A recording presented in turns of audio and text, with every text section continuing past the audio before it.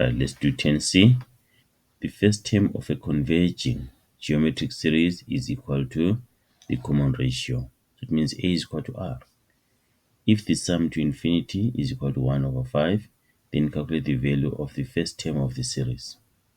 But we know that sum to infinity is equal to A over 1 minus R, where R is greater than -1 but less than 1.